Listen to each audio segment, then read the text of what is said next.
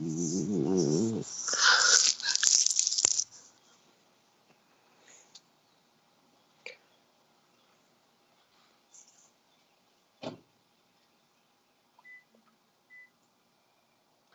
Okay, okay. Exciting, exciting.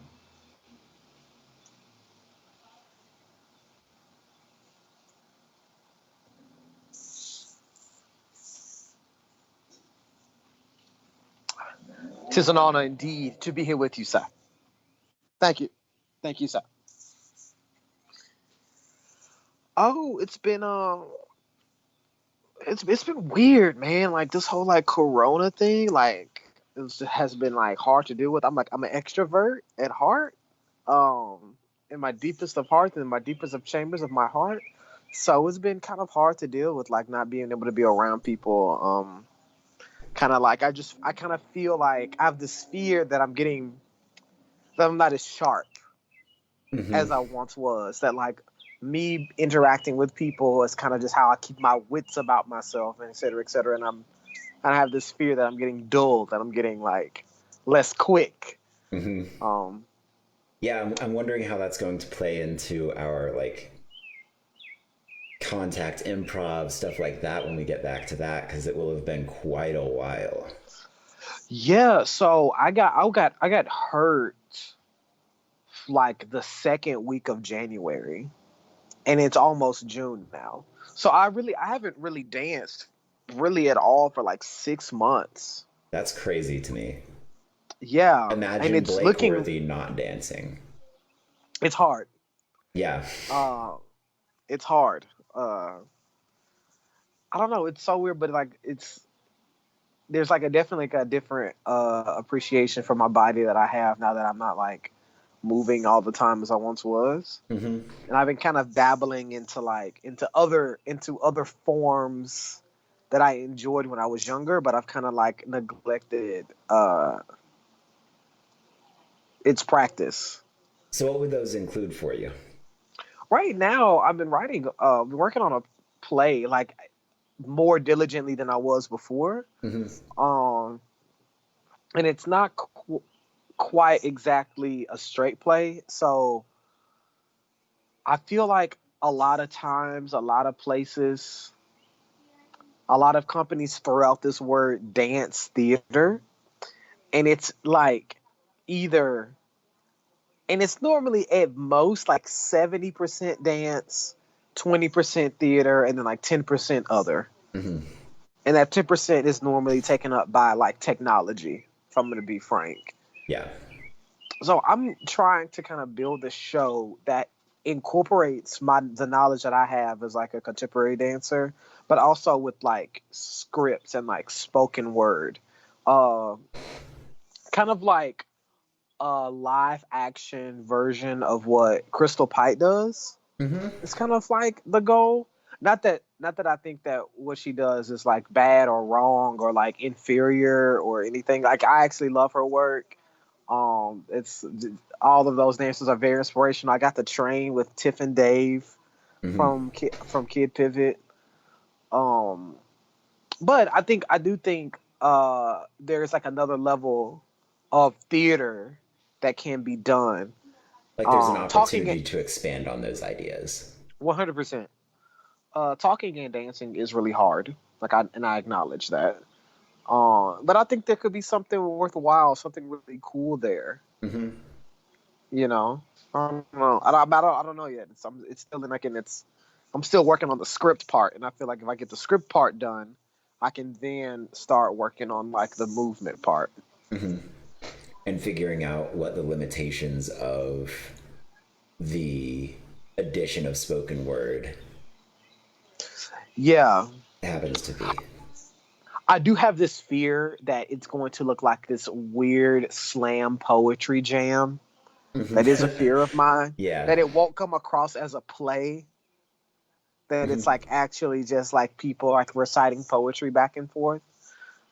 Um, with like this kind of like contemporary TMCR, Hmm. contemporary movement So, around it. so then talking about that, how do you take an idea like that and avoid exactly that?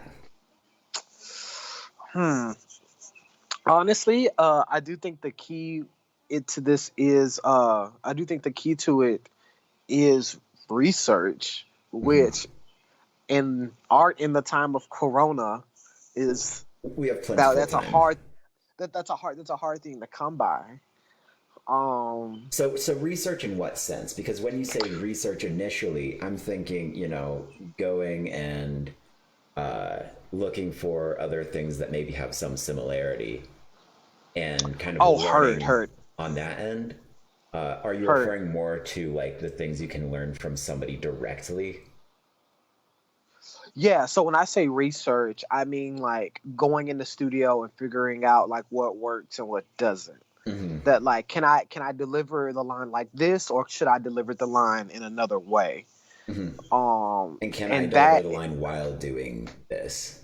right does it even is does it make sense theatrically? It might make sense in this moment, but does it make sense as a total arc of the story to deliver the line like this? You see what I mean? So like Mm-hmm. that's another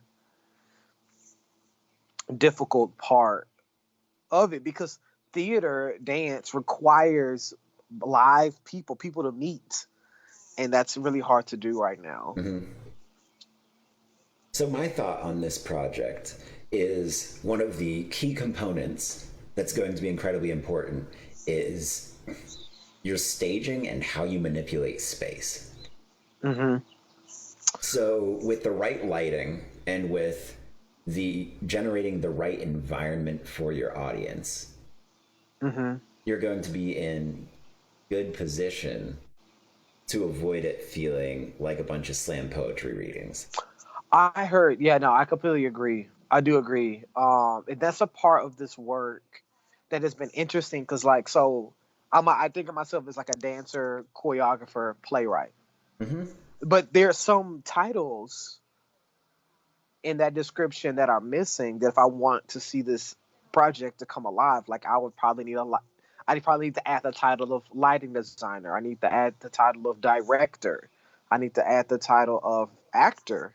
Mm-hmm. You know what I mean? Like they're just some There what's are the word I'm some looking pieces that for? are still required that. Exactly. Some things that require more thought. Um, but yeah, but I think that if I can get the audience sold on the fact that this world that we're all gonna inhabit is a little weird, it's a little kooky, then I think that it could happen. Mm-hmm. Sorry, like there's like a person driving by in a truck with like giant speakers. So that's what that sound was. If you I, could hear, I'm sorry. I could hear it a little bit, but I think you heard it more than I did. Okay, cool. Yeah, I think your phone's doing a decent job of knocking out some of the background noise. So, so talking about something like that, that's a pretty big, expansive idea that you're Mhm. working on. Mhm. But let's say you had unlimited resources. What is the first project you would want to go chase down? And let's not say like unlimited resources without reason, Yeah. within the realm of reason, but I mean, honestly, like terraforming Mars would be great. No, I'm playing. Within reason. Like, okay, let's say if I had $100,000 to do a show. we can go Um. bigger than that. Let's say $1 million Okay. for a show. Oh wow, $1 million for a show. Mm-hmm. I'm definitely okay, so this is going to be kind of meta, but if I had $1 million, the thing that I would do is like I would buy a space. I would like buy a space and then like make it into like the kind of like theater black box kind of thing that I would want. Mm-hmm.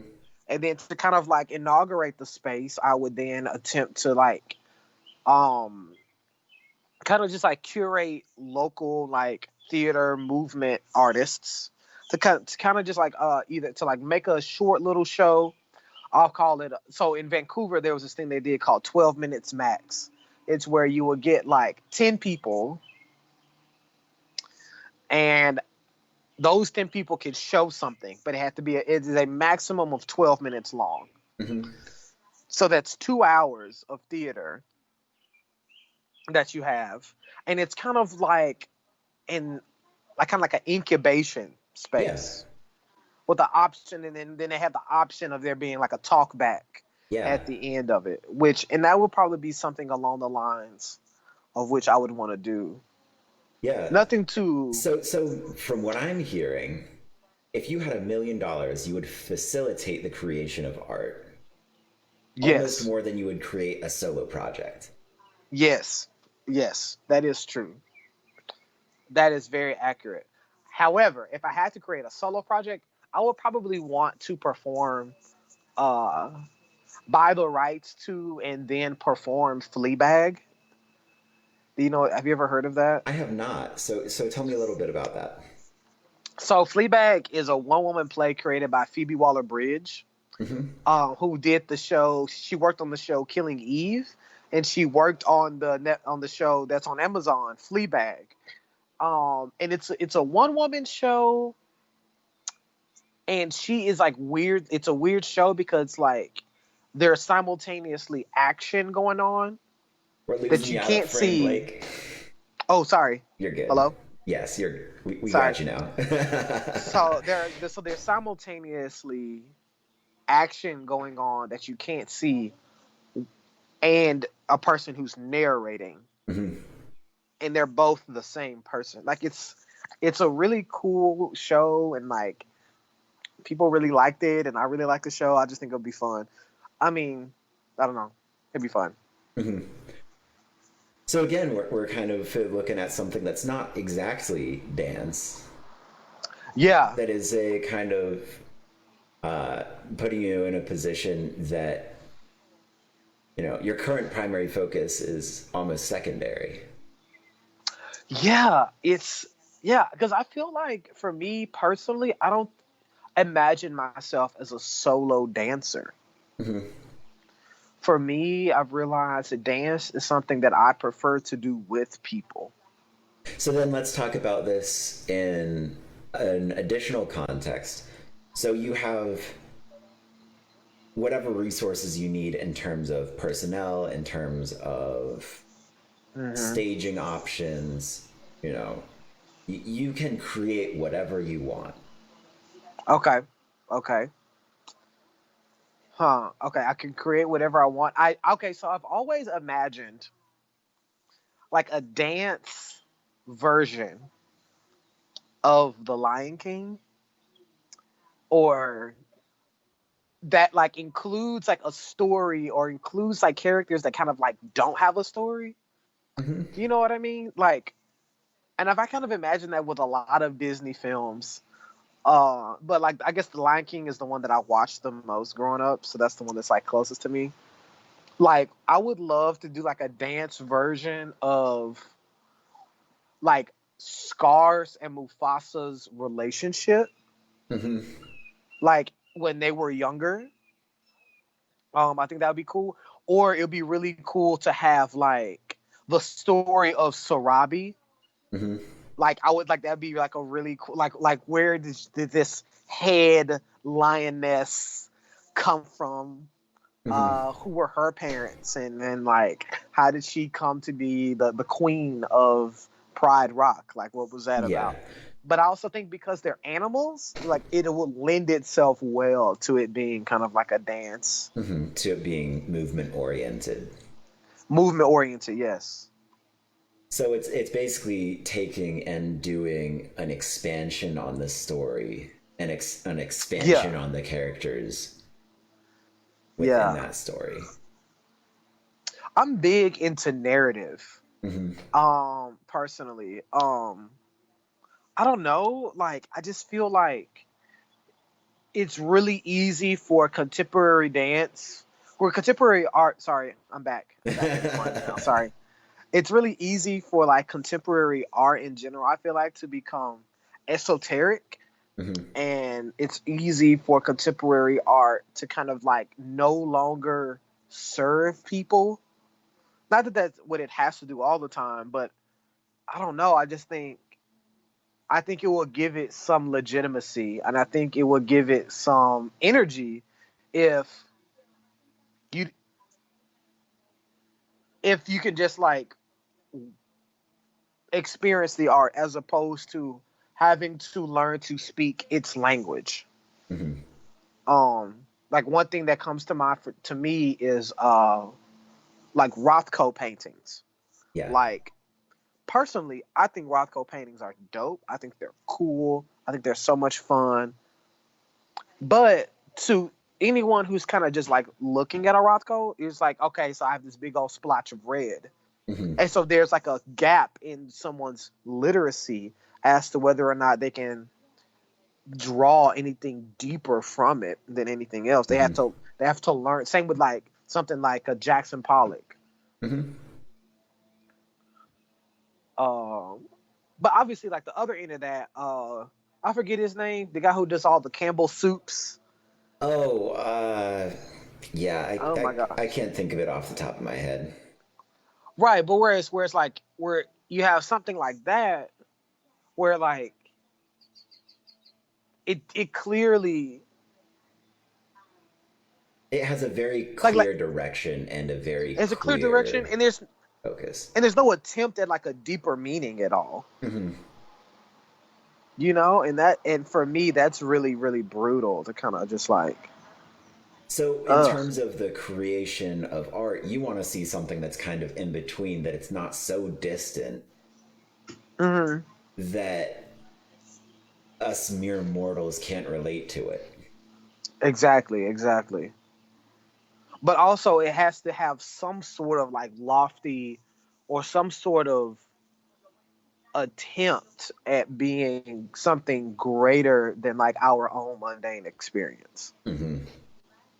without it becoming spectacle. Yeah. I don't know. It's hard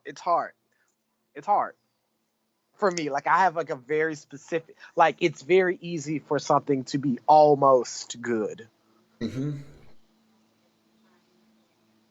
I That's agree. just me. That's just me. A lot of people are like, "Oh, art for art's sake," and that's what's important. And I do agree. I do think there is a place for. I do think that we should kind of take the competition out of art a little bit. Yeah. I do think art can be overly competitive. Hmm. I But I agree. do think if you're gonna make art with a capital A, and like this is going to be your life, and this is going to be what you do, you're going to make your living as an artist. Hmm. I do think then that like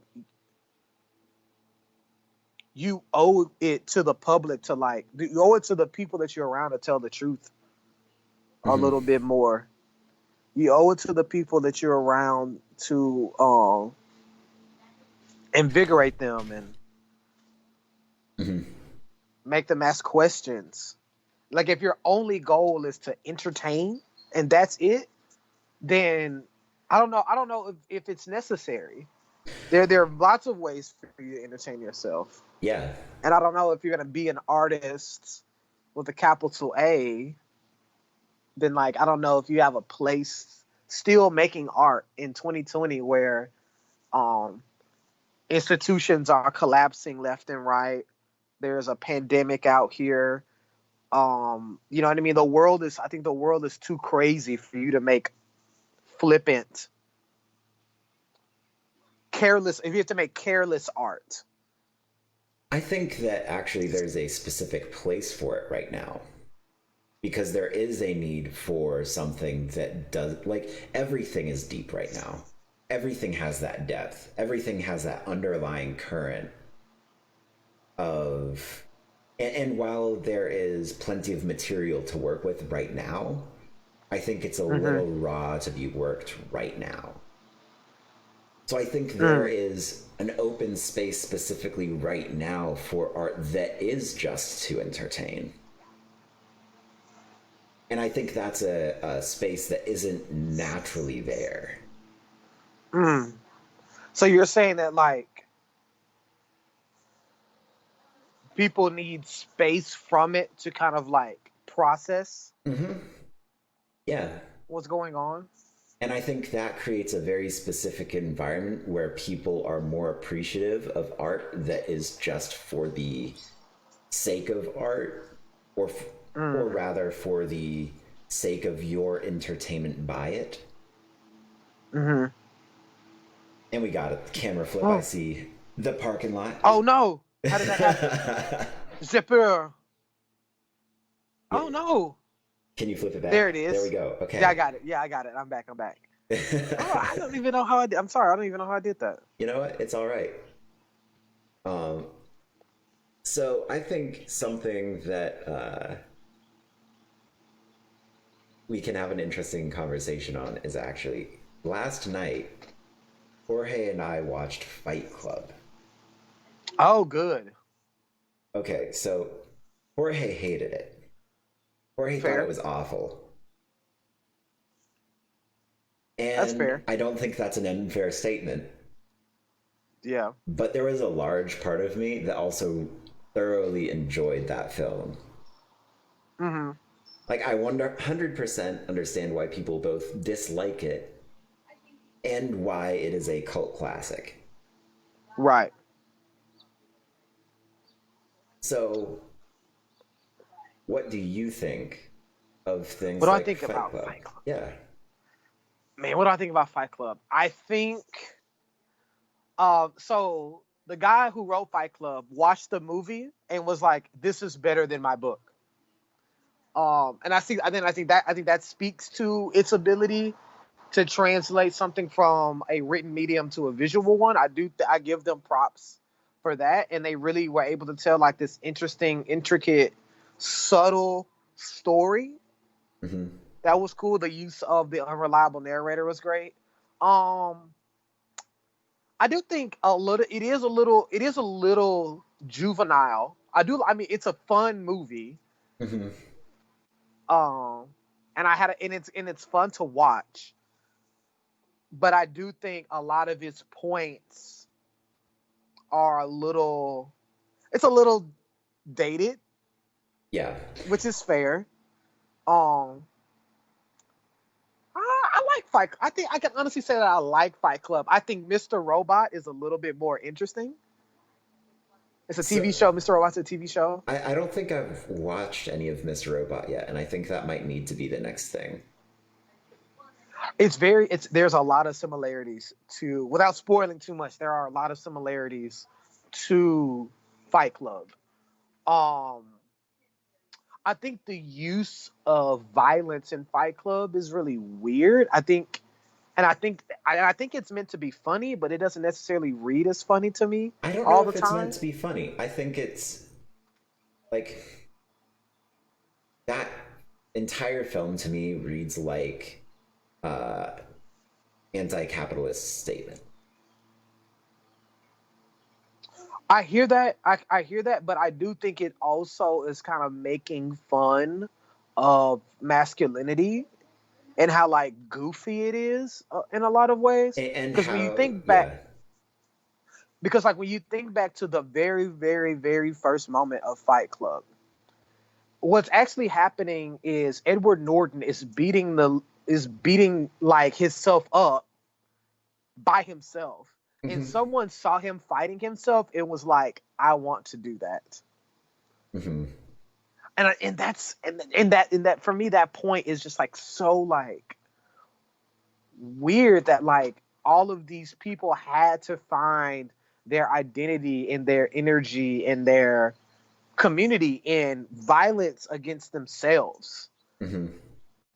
And I think that is the point of Fight Club for me personally. That's like really poignant. I do think it is has a strong anti-capitalist message, but But you don't think that's necessarily 100% of the point.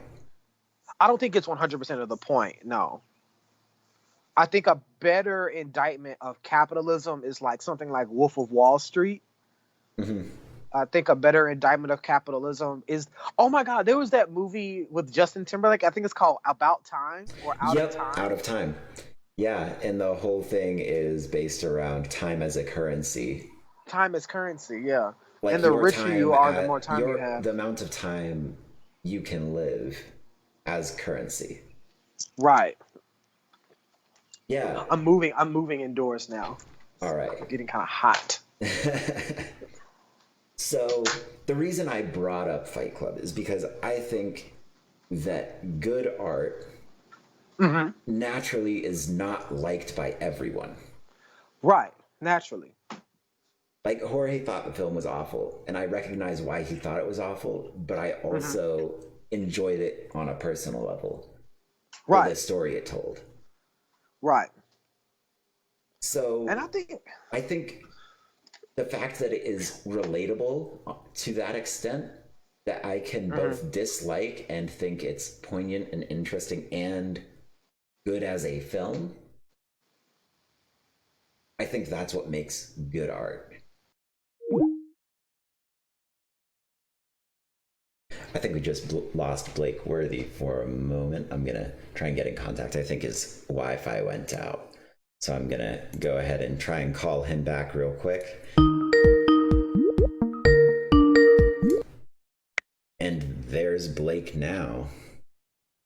Hey, sorry about that. I think the internet just dropped you for a minute. Let me get everything set up again real quick so that we can continue on our way, sir. Oh no, I'm so sorry about that. No worries. Let's. Eh, we're good. Everything's All right. back to normal. We're still streaming. Hopefully we don't lose you again, but we No, will I live hear if we you. do. So then talking about good art having potential for dissent, I think the reason that the paintings you were mentioning earlier, such as Jackson Pollock and uh, Rothko. yeah, the reason that those are good art is because people can agree, disagree, and agree to disagree about the art. Mm. That you Okay. can Okay. see the merit in something in the art without Hmm. feeling a personal connection to it. Then how do you feel about something like uh Les Mis, Les Miserables, like the book? Mm-hmm. So like when that book came out, it was a hit, and since it came out, it has never been out of print. Mm-hmm. So for like, I want to say over 100 years, like there is this book in the literary canon, as it's called, that is considered one of the greatest novels that's ever been written in the history of Western literature. I think that the reason that it is so loved is it tells a very, very vivid story. Mm. And that very vivid story leads to a deeper understanding of conflict. Okay. And that can branch to multiple opinions. Okay. Okay. Yes. Okay. So if I the get that. requirement is that it branches to multiple opinions, that's not necessarily to say that somebody's going to think it's good or bad or other. Got. Like, if you've created something that is truly transcendent, Hmm. then you're going to have many, many people that enjoy it, like it, or love it Right. to an extent that it remains in the literary canon for a long time. Right.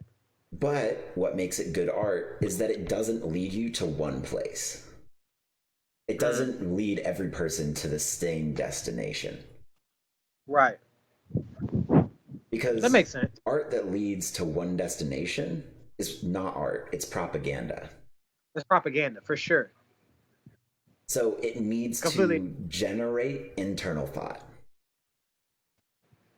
I completely agree.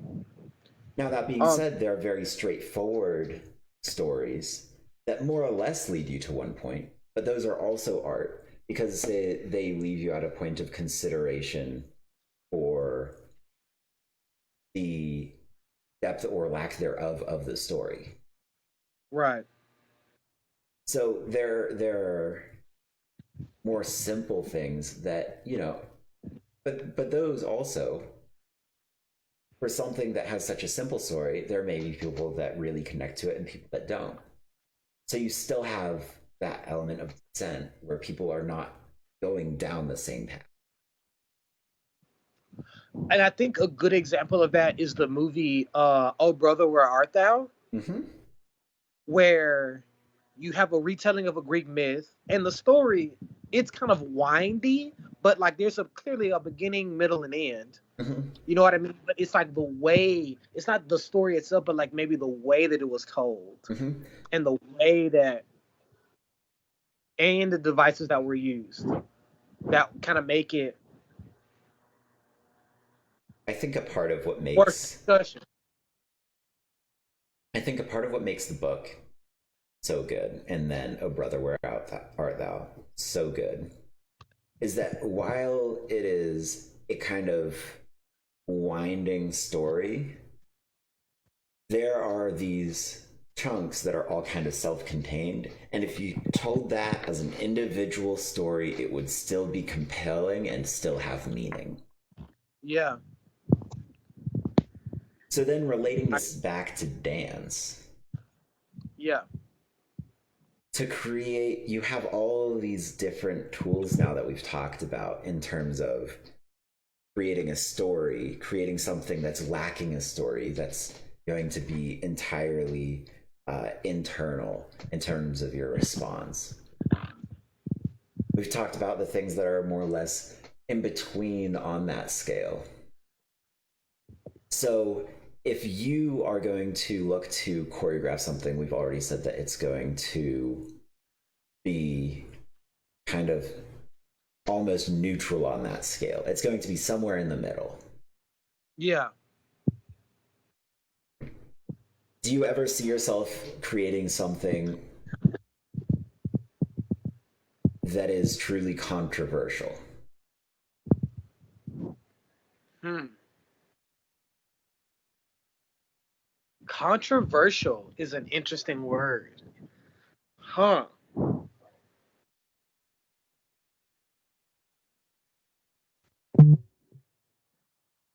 Hmm. Because now we're adding this I, third axis I where don't. you Yeah. have audience response. So you have on this line here, you have your narrative or your lack thereof. And then you have your audience response, whether it's positive, negative, or, and I suppose controversial doesn't necessarily mean specifically either of those. It actually means Mhm. it's staying relatively neutral again. That it's staying in Dang. that area where people are going to have those mixed feelings about what you've created. Right. Ugh. I think I do. I think I will create something that would leave people feeling uncomfortable, but I don't know if I would create something where people will say this is controversial, like this should not have been made. I suppose there's a that's controversial in another sense. That I suppose then I could have phrased the question better, because controversial in the sense of I suppose questioning the necessity for the art, or Mm. the question of why it was made at all, is a totally separate thing. Oh, okay, okay. Maybe I misunderstood. So I'm talking in the sense that people are going to disagree naturally on the quality of the art. Got it. Got it. Oh, and that absolutely, I could definitely see myself making something controversial in that way for sure. Mostly because it's weird. Like I do think that there are, even though I don't really think, me personally, I don't really think there is a place for careless art. I do think there is a place for bad art. Hmm. Personally, I know that in my personal aesthetic, there are things that are bad that are just like, this is just, by any metric, this is not a good version of it, but I Hmm. still like it. I still enjoy it for whatever reason. Hmm. And Um, because you enjoy it, there is also a portion of the audience that will find a similar enjoyment in it. exactly. That like it can still be full of care and be interesting, but like experience something that is bad, I do think can be a freeing experience. Hmm. Too, that's like, so you can kind of free yourself from your own expectations or any sort of expectations of the form. Hmm. uh I don't it's I I think it's the because I difference think the between thing. watching a movie and at the end of the movie, you feel like I just wasted 2 hours.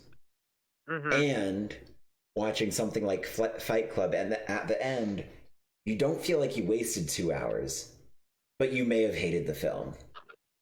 Correct. And I think the second thing you described is still a worthwhile experience. Hmm. They say if you're choreographing enough, then you are bound to make something bad. Right. Yeah, I think if everything you made was a hit, I feel like I would either stop growing as an artist or have so much anxiety about making art that like I You couldn't couldn't do it continue. comfortably. Yeah. Yeah, I honestly really do enjoy criticism. Hmm.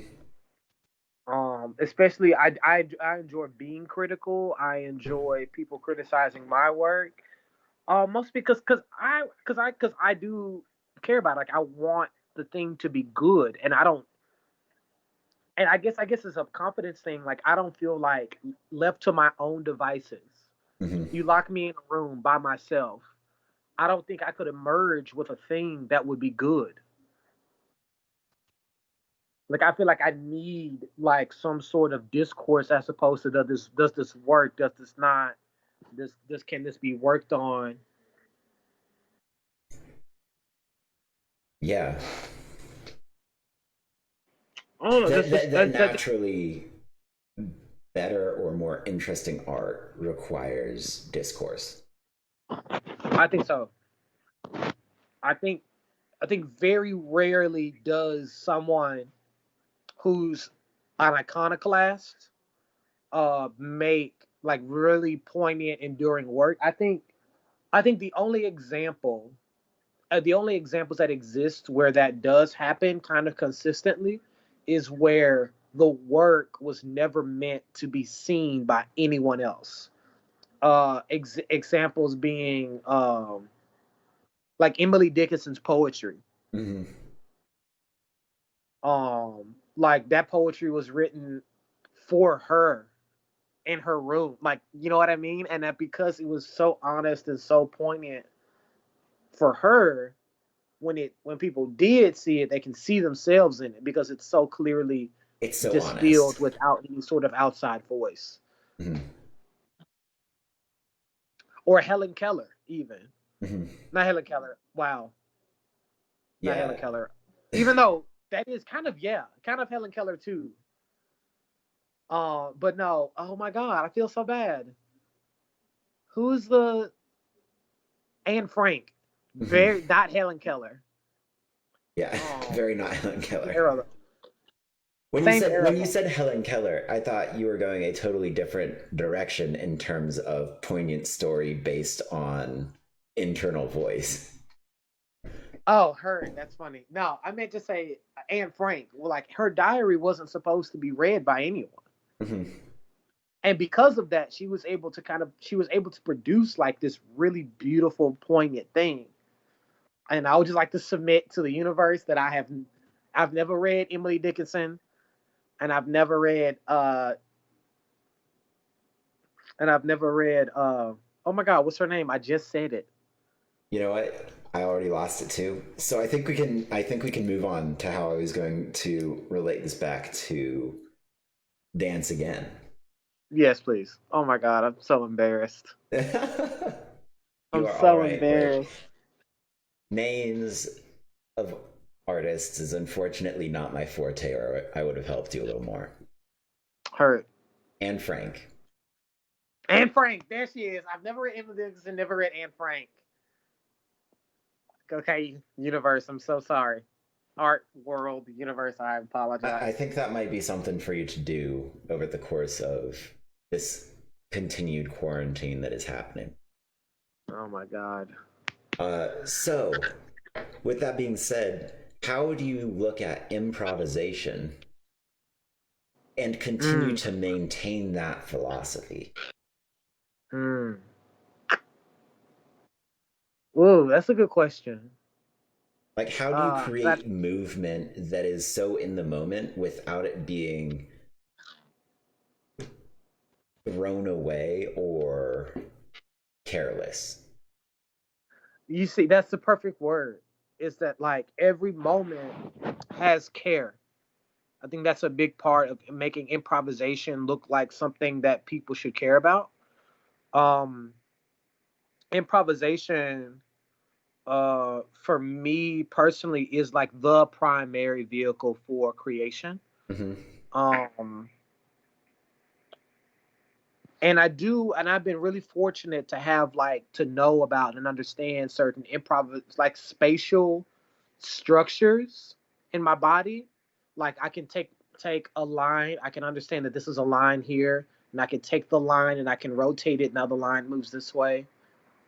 Then Mm-hmm. now I realize that this line exists in 3 dimensions, and then I can play with that. I can take the line, duplicate it. Now I have two lines going through space, and they both can do all of these things. Um, and so that's like so in terms of like creating, I create a series of games and rules for myself, and I try to, as honestly as I can, exist in and explore those rules Mm-hmm. as they relate to my body. So you're trying to keep it an honest experience through giving yourself restrictions that keep you conscious of what you're doing. Exactly. So Sometimes, no, continue. Sorry. we have a clip that I'm going to show in just a minute of you improvising on stage Oh my for gosh. Ryan Jolliker's Nye's piece, Immortal Beloved. Oh man. And it is some of the most thoughtful improvisation I think I've seen on a topic that is so incredibly condensed Mm-hmm. that in this, if we look at it for long enough, you will continue to find more moments of care and interest Mm-hmm. as you watch it over and over again. Oh wow. And I Thank you think for that those is words. a huge credit to your process as an artist. And so, before we start watching that video, if you could just outline a little bit of maybe some of the things that you were thinking about to try and keep that element of care about your work. Yeah, thank you so much for those kind words. So Ryan Jelliker and I choreographed this on me. He gave me the improv structure. The primary structure that he wanted to work with was the music, and kind of like putting the ideas of the music like into my body. For it could be something as literal as this part of my body is an instrument. Um, as to this part of my body is playing the instrument. To my body is trying to create the tension that exists in the music that is being played. Um, and then there's also the parameters of like staying in like in a very confined specific space. Um, Mm-hmm. Yeah, and the lighting that naturally was really created a an additional parameter for you to work in. yeah. So like when the parameters become physical, for me, it's easier to kind of just put my artistic abilities like into a process, into a thing. Mm-hmm. Whereas if the parameters are creative, then I kind of still feel like I'm like floundering. I can still kind of do. I could justify anything still. Mm-hmm. So you have to be almost in a position where you can't justify doing anything. Like Correct. you have to be in an environment where there are some things that don't make sense Correct. or that don't Or fit maybe a better the. way to say it. I think a better way to say it though is that I cannot justify everything, but given enough time, I can justify anything. Does that make sense? Mm-hmm. Yeah, I think the way I said it sounded almost absolutist in the opposite direction. Mm. Yeah. The reason why I chose to frame it like that is because you can justify. I think I could justify anything, but like everything can't happen without there being some sort of internal logic to it. Mm-hmm. You know what I mean? And because weirdly, I feel like anything is a little bit more specific than everything. Yeah. Like I feel like anything is like a singular thing, whereas like everything is like all the things. Mm-hmm. Yeah. I don't know. Maybe it's a semantic thing for my brain. But I think semantics are important, specifically when we're talking about something like this. So if. Yeah, I agree. I agree. It's all splitting hairs. It's all like being specific as you can with the language. Mhm. So, I And completely agree. as we dance, that language is communicated through our bodies. Hmm. So For being sure. incredibly specific and careful about the words, as it were, that we are using. I agree. So I And I think, think, given yeah. that context, I think we can show this video. If there's anything else you want to say before we start the video, now would be the time. No, go ahead. Take it away. Be my guest. That I felt like I was interrupting you real quick there, so I don't want to cut you off. Oh no, no, no, no. Go right for it. Go right for it. All right. Let's see this thing.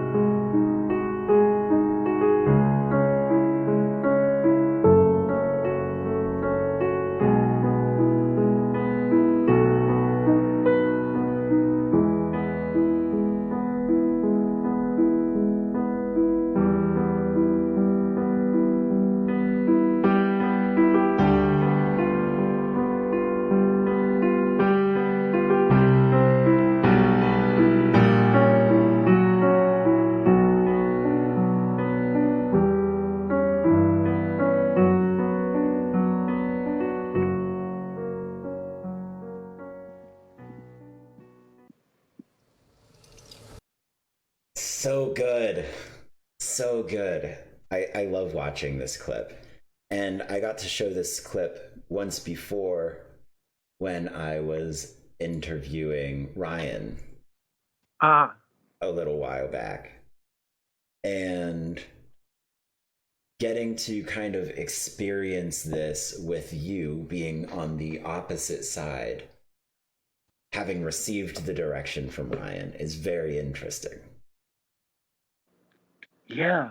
Having watched that again and getting to re-experience your own work, is there anything that you see that you personally find compelling? The lighting's amazing. Like I look great. Um, yeah, I think one of the things that really that that really kind of just like came together between like the costuming, the lighting, the staging, and the movement was like this sense of isolation Hmm. and the sense of like the inability to like reach out and like be heard and like connect with people. Hmm. That there's like this sense of like,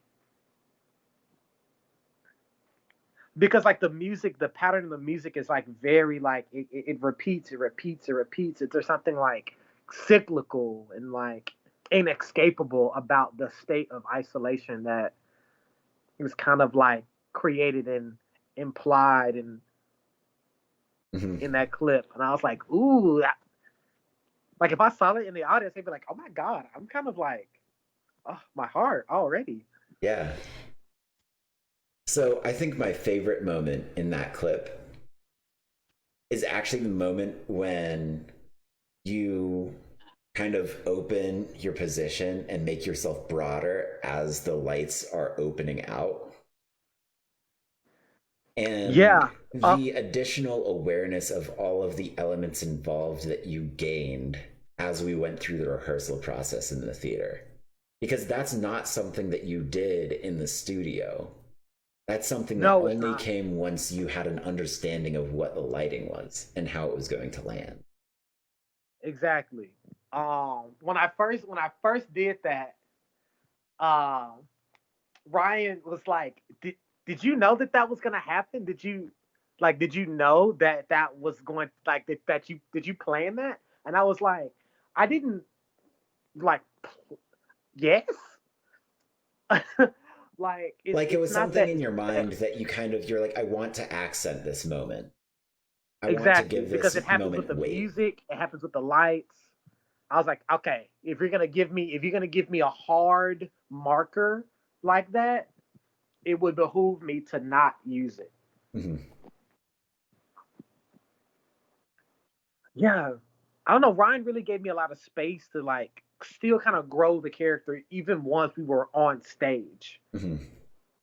I think that's a part of the freedom of putting improvisation in choreography for those that are comfortable is you can grow even further into Right. it. Right. Oh, and I felt so lucky to be a part of like Ryan really gave me like every moment Ryan gave me on stage, he let me make it my own. And it's like as a dancer, I can't really think of a bigger compliment, Mm-hmm. a bigger responsibility, a bigger gift. Yeah, because Like that's I an was absolutely immense amount honored of by it. trust. That is, So much trust. It was kind of scary though. I mean, I know we only did the show twice, yeah. but I was like, man, like both nights, I was like, if I don't deliver, then this whole thing does not land. Like none of it makes sense. Mm-hmm.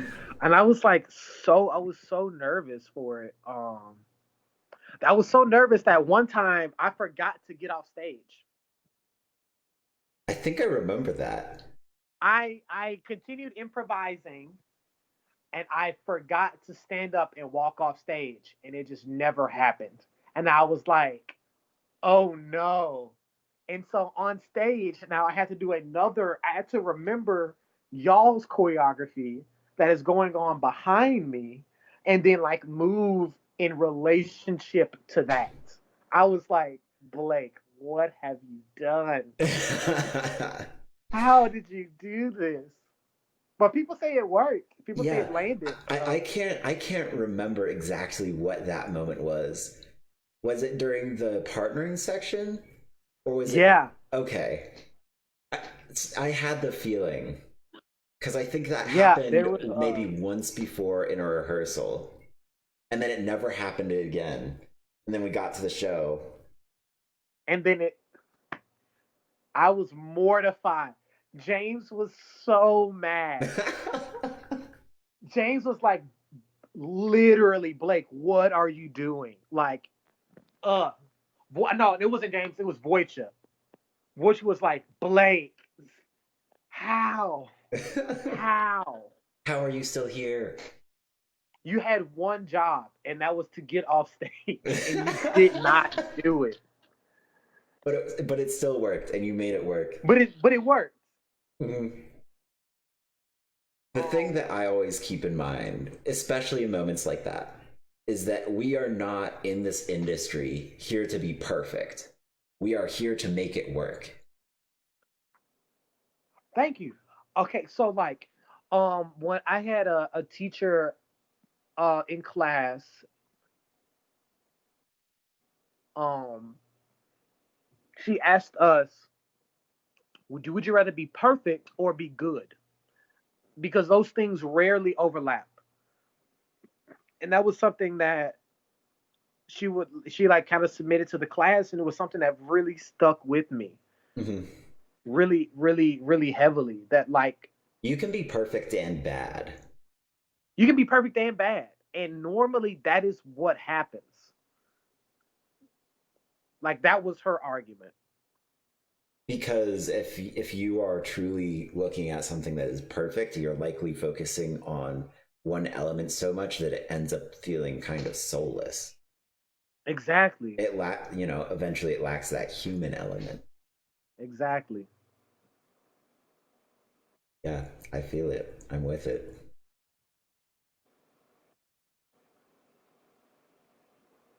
Yeah, I can actually completely agree. So There's this again, cool clip of Alonzo King talking online, and he's kind of talking to these group of people, and he talks about how like the things that we want to see on the stage are kind of the best qualities of humanity, and it doesn't take a lot of technique to be honest, to be powerful, to be clear, to be focused. Like those things don't necessarily require like decades of dance training. mhm. um yeah, I don't know, that's another thing that's like always kind of like informed the way that I understand this dance Mhm. thing that we do. I think that's a really interesting statement, especially considering my own approach to dance, which for a long time was that I want to be the best on a technical level. I want to be Hmm. able to do all of the things that every other dancer around me can do, and I want to be able to do it better. And did I achieve that? No, and honestly, not usually. There is always somebody better. Right. There will always be somebody better. But is there somebody that can do what I can do while being as honest as I can be? Maybe that too, but not in the same capacity that I can because Not in the same I am an capacity. Absolutely. individual. I am human, as are they. Exactly. Exactly. I mean, like, is there? I do think there is something when people create dance technique. Um, I think it's really interesting because I do think there is some. You can tell that there's like a thing that they're doing that is beautiful. That is like really pretty. Mhm. Like when you watch like a slow quad, a slow quadruple pirouette, you're like, dang, you're just like, ah, that was so good, That and was you know beautiful, and you know it's beautiful. beautiful.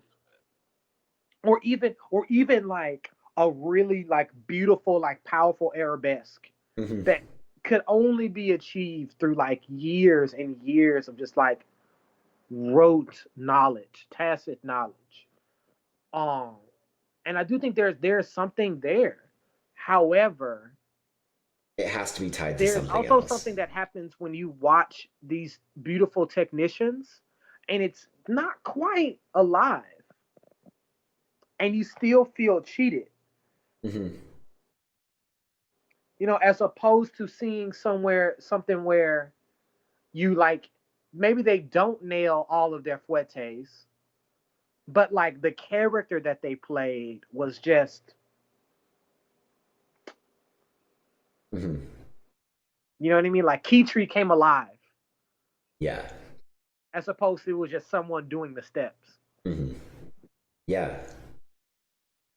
I had a teacher once that said he got cast in a leading role and he looked around him and he said, I can't do as many turns as these other people surrounding me, why did you cast me in this position? Why me? And they said, all of those other people are here to be beautiful, and you are here to break the audience's heart. Damn. Sorry. That's that that's that's beautiful. I want to Ugh. say it was in the situation of Swan Lake. I want to say, and he was playing the leading role of Siegfried. Siegfried. Yeah. Yeah, Dang. so it's that I found very compelling, and that's something that I strove to emulate after that point. Right. But to round out this conversation, if you were to look back 5 years to Okay. your younger self, All right. what would you what would you want to communicate, both as to yourself as a creator and as a dancer? What are the things that you would want to say or to show? Dang. Okay. So 5 years ago, I was just graduating college. And it was in what is this? It's almost June. So I was actually leaving in 2 weeks. In 2 weeks, 5 years ago, I will be going to Canada for the first time. Um, and I'll be going to LA to dance with Body Traffic to work with them in their summer intensive for the first time. And I would just tell myself that like you're talented, like this is something that you're good at. Mm-hmm. Um, and B, I would tell myself to maintain like the relationships with these people that you're meeting. I say that because so last summer I went to an intensive in where was I in Torino, right outside of Torino in Italy. And one of the people that was there, I met 5 years ago at the body traffic intensive. Mm-hmm. You know what I mean? Like the dance world is so small, and like the thing that you're actually doing is building relationships, Mm-hmm. and you should maintain those. Also, I probably tell myself that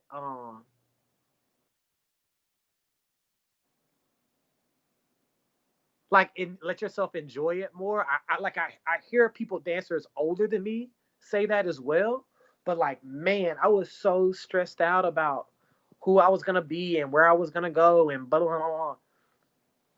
Today is Nah, man, important. yeah, like I should have been able to just like vibe, especially now when like you can't go out and dance and stuff, you know. Mm-hmm. I think what I'm probably going to end up doing later today, just out of pure boredom and the necessity to create something, I'm probably going to flip my bed on its side, move everything out of the way so that I have all of this space behind me to just move around and dance. For sure. Mm-hmm. Honestly, I might do a little version of that myself. Honestly. Other thing I'm excited for is that yesterday we put the guidelines out about getting into the studio. Oh yeah, dope. So we're going to be able to, in as individuals or with the people that we are quarantining with, get back in the studio and Amazing. maybe, get back to creating some work. I'm really excited for that. Yeah, that's exciting. That's exciting.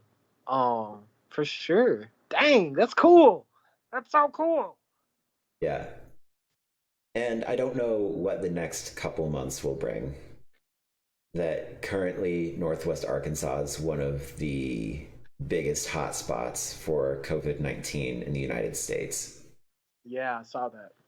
And so our lives could change rather rapidly here any minute. We don't know. You're right. That being said,